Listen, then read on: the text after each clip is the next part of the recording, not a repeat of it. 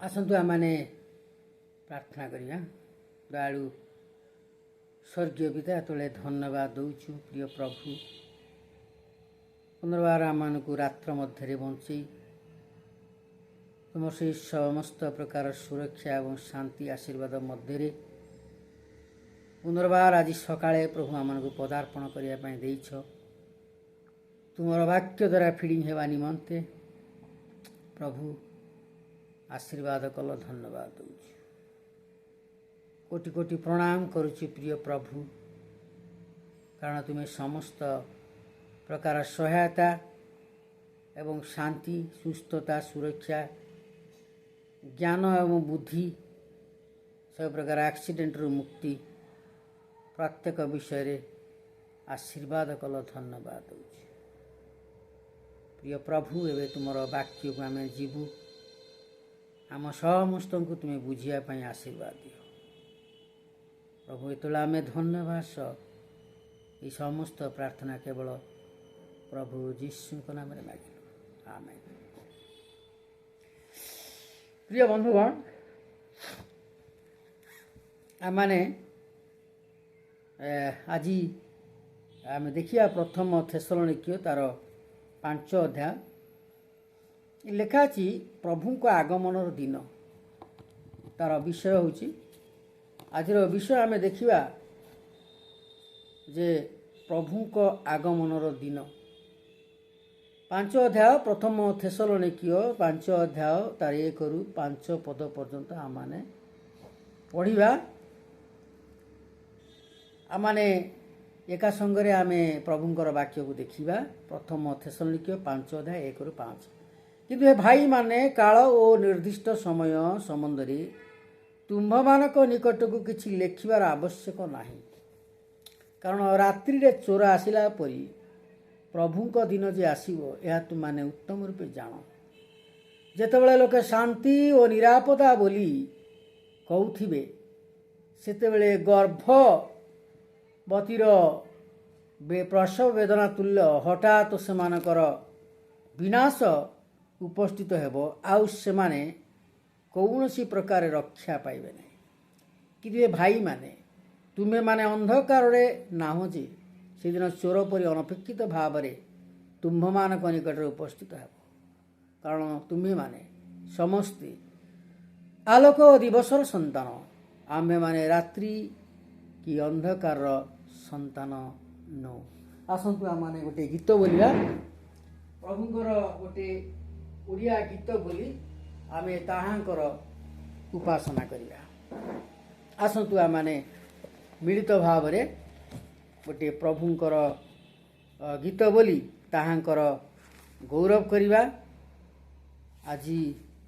मोर प्रत्येक प्रिय भाई भौणी मानकु मोर प्रत्येक को नमस्कार मु प्रत्येक को आह्वान करे एई प्रभुंकर उपस्थिति को मध्य को मु आह्वान करे आसंतु आम माने गोटे गीत बोली प्रभुंकर प्रशंसा करिया।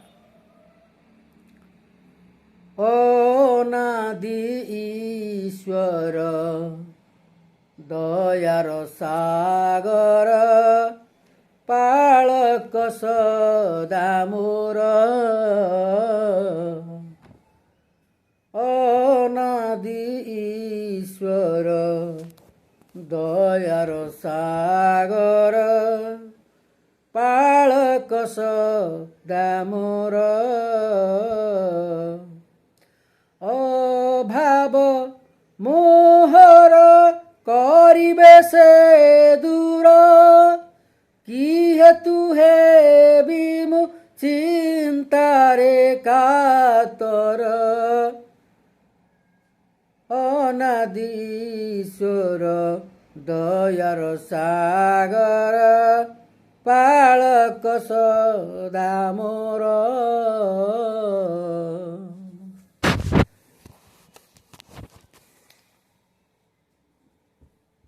सकल पथ मोर अवस्था आवर अटे तांकु गोचर सकल पथ मोर अवस्था आबर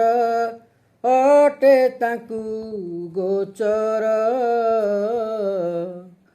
दुर्दशा कालरे होइबे संगरे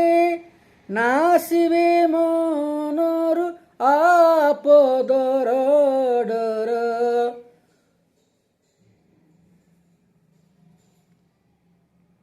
बालक सदा मोर पिता माता भ्रातादि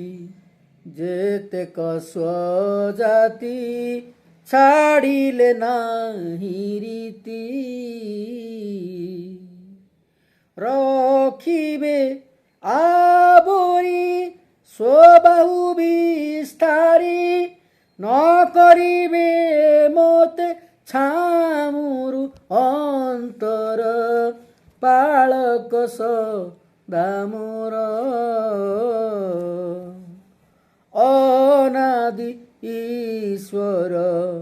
दयार सागर बालक सदा मोर। प्रिय बंधुगण आसतु आम प्रभुंर जो वाक्य आम देखी पढ़ी प्रथम थेसलोनिक्य तार 5 अध्याय 1 पदरु 5 पद पर्यंत आम पढ़ी ए प्रभुंर आगमन दिन जे प्रभु जीशुख्रीष्ट जो सेकेंड टाइम आसवे से आगमन जहाँकि आमने किभली भाव प्रस्तुतिकरण होगा आवश्यक ता पूर्वर आम जानिबार आवश्यकता रही किंतु ये भाई माने काल और निर्दिष्ट समय संबंधी तुम्भमानक निकट को किसी लिखिबार आवश्यक नहीं। पाउल जड़े प्रभुंर महान दास से जणे दौरान जे मोर प्रिय भाई माने प्रभुंकर जो आसीबा काल बा समय निर्दिष्ट समय संबंध तुम्भ मान निकट किसी लिखार आवश्यक ना कारण तुम मैंने जाच तथापि आम एटी 2 पदरे देखु लिखा अच्छी कारण रात्रि रे चोर आसिला परी प्रभुंक दिन उपस्थित हम प्रभुंकर दिन राति जो चोर आसे से खबर देके आसेना इनफर्म करके आसेना से जन आसेना सेमती आमनकर पृथ्वीर मालिक जाकि प्रभु आ से निजे जीशु नाम आसी आ से प्रभु जीशु नाम आसी से बंची से बड़ हो 33 रु 33.5 वर्ष 3.5 वर्ष सेवा कार्य करी अनेक महा महा आश्चर्य कार्य करी से कालवरी क्रूसरे आमर पाप पाई पापर निमंते बलि हेले जद्वारा आमर पाप क्षमा है आम आज मुक्ति पाइलु सी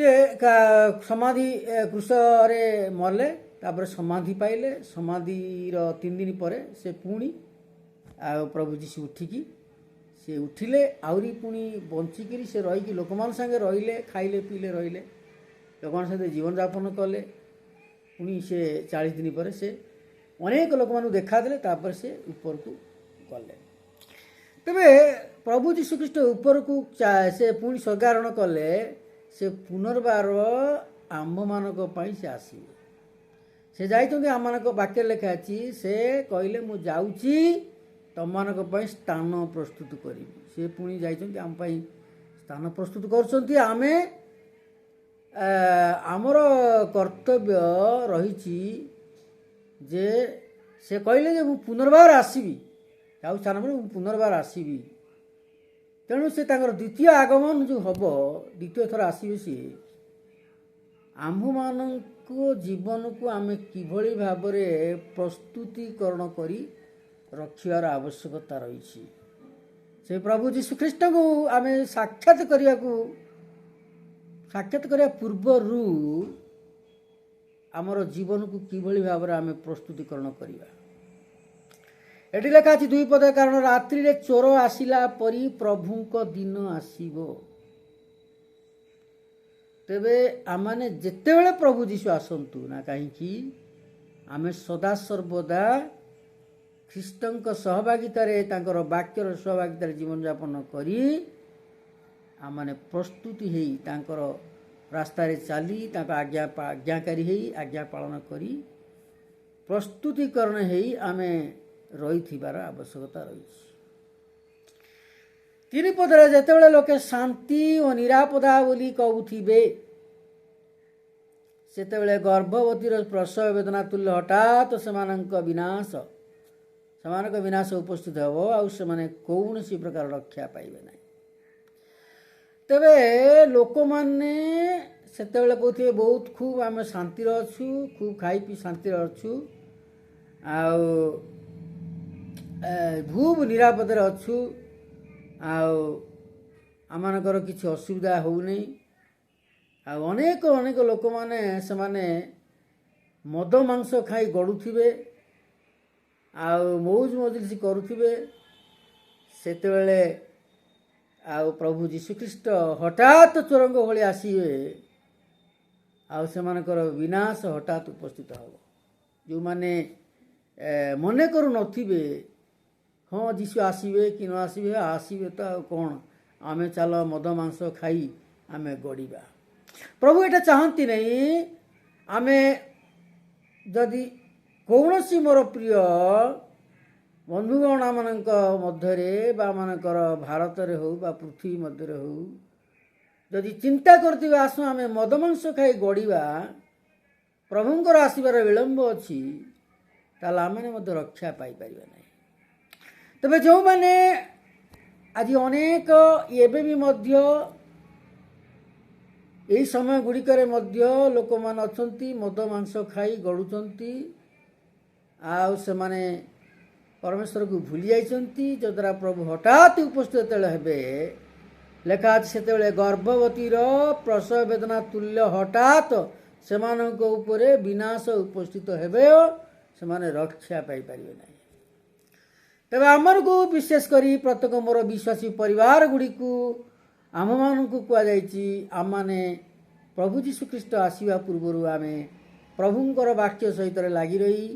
ତାଙ୍କ ରାସ୍ତାରେ ଚାଲି ଆମେ ଆଉ ପ୍ରସ୍ତୁତିକରଣ ଜୀବନ ଆଉ ନିଜ ଜୀବନକୁ ଆମେ ପ୍ରିପାରେସନ୍ କରିବା, ପ୍ରସ୍ତୁତିକରଣ କରି ରଖିବା ପ୍ରଭୁ ଯୀଶୁଖ୍ରୀଷ୍ଟ ଆସିବା ପର୍ଯ୍ୟନ୍ତ। ଆଉ ପ୍ରଭୁ ଆସିବେ ଆମମାନଙ୍କୁ ମହାପ୍ରେମରେ ସେ ଗ୍ରହଣ କରିବେ ଏବଂ ଆମମାନଙ୍କ ଜୀବନ ରକ୍ଷା ପାଇବ। ତେବେ ଆଜିର ପ୍ରଶ୍ନ ଆମେ ଦେଖୁଛୁ ଯେ ଆମେମାନେ କ'ଣ ପ୍ରଭୁଙ୍କର ଆସିବେ ଯେଉଁ ପ୍ରଭୁ, ଆମମାନେ ତାହାଙ୍କ ଆସିବା ପୂର୍ବରୁ ଆମେ ପ୍ରସ୍ତୁତିକରଣ ହେଇକି ରହିଛୁ କି? ଯଦି ପ୍ରସ୍ତୁତିକରଣ ହେଇକି ରହିନୁ ତାହେଲେ ଆସୁ ଏବେଠାରୁ ଆମେ ପ୍ରସ୍ତୁତିକରଣ ହେଇ ରହିବା। ପ୍ରଭୁ ଏହି ପଠିତ ବାକ୍ୟ ଦ୍ୱାରା ଆମ ସମସ୍ତଙ୍କୁ ଆଶୀର୍ବାଦ କରନ୍ତୁ। ଆଉ ଆସନ୍ତୁ ଆମମାନେ କେତେ ଗୁଡ଼ିଏ ବିଷୟ ପାଇଁ ପ୍ରାର୍ଥନା କରିବା, ଯେପରି ପ୍ରଭୁ ଆଜି ପ୍ରତ୍ୟେକ ବିଶ୍ୱାସୀ ଭାଇ ଭଉଣୀମାନଙ୍କୁ ଆଶୀର୍ବାଦ କରିବେ। ପ୍ରିୟ ପ୍ରଭୁ, ଏତେବେଳେ ଆମେ ଧନ୍ୟବାଦ ଦେଉଛୁ ତୁମର ବାକ୍ୟ ପାଇଁ। ପ୍ରଭୁ ଯୀଶୁ ଯେତେବେଳେ ତୁମେ ସେକେଣ୍ଡ ଟାଇମ୍ ଆସିବ, ପ୍ରଭୁ ଆମ ସମସ୍ତଙ୍କୁ ଗ୍ରହଣ କରିବ, ସେଥିପାଇଁ ଆମେ ଧନ୍ୟବାଦ ଦେଉଛୁ। ମୁଁ ଆମର ପ୍ରତ୍ୟେକ ବିଶ୍ୱାସୀ ପରିବାର ଗୁଡ଼ିକ ଆମ ଭାରତରେ ତଥା ପୃଥିବୀ ମଧ୍ୟରେ ପ୍ରତ୍ୟେକଙ୍କୁ ଟଚ୍ କରି ପ୍ରଭୁ ଆଶୀର୍ବାଦ ଦିଅ, ଯେପରି ସେମାନେ ପ୍ରସ୍ତୁତିକରଣ ହେଇ ରହିବେ, ସବୁବେଳେ ପାଇଁ ରେଡ଼ିନେସ୍ ହେଇ ରହିବେ। ପ୍ରଭୁ ତୁମେ ଆସିବା ଦିନରେ ଆଉ ନିଃସନ୍ଦେହରେ ସେମାନଙ୍କୁ ଗ୍ରହଣ କରିବ, ମହାପ୍ରେମରେ ଗ୍ରହଣ କରି ରକ୍ଷା କରିବ। ଧନ୍ୟବାଦ ଦେଉଛି। ପ୍ରତ୍ୟେକ ବିଶ୍ୱାସୀ ପରିବାର ଗୁଡ଼ିକକୁ ଆଶୀର୍ବାଦ କର ପ୍ରଭୁ, ଏବଂ ତୁମର ଯେଉଁମାନେ ଆଜି ସେବା କାର୍ଯ୍ୟ କରୁଛନ୍ତି, ଅନେକ ଏଭାଞ୍ଜେଲିଷ୍ଟ, ମିଶନାରୀ, ପାଷ୍ଟର୍ସ, ପ୍ରଭୁ ତୁମର ସେବା କାର୍ଯ୍ୟ କରୁଛନ୍ତି, ସେ ସମସ୍ତଙ୍କୁ ପ୍ରଭୁ ବହୁଳ ଭାବରେ ଆଶୀର୍ବାଦ ଦେବା ସଙ୍ଗେ ସଙ୍ଗେ ପ୍ରତ୍ୟେକ ଚର୍ଚ୍ଚ ମେମ୍ବରମାନଙ୍କୁ ମହା ଆଶୀର୍ବାଦ ଦିଅ। ପ୍ରଭୁ ଗୋ ତୁମର ଚରଣ ତଳେ ବଢ଼େଇ ପ୍ରଣାମ କରୁଛୁ। Let your gospel should be reached in every corner in the world, O Lord. We pray that you bless our country, bless our world, O Lord. Help us, O Lord. Help us, bless us, lead us, O Lord. and help us to prepare ourselves. When you are, Lord, coming, we will be accepted by you, Lord. Help us in this way. Bless us, give us a great success and a great blessing to us in our Lord Jesus. Thank you, Father, hearing our prayer. In Jesus' precious name I offer this prayer. Amen.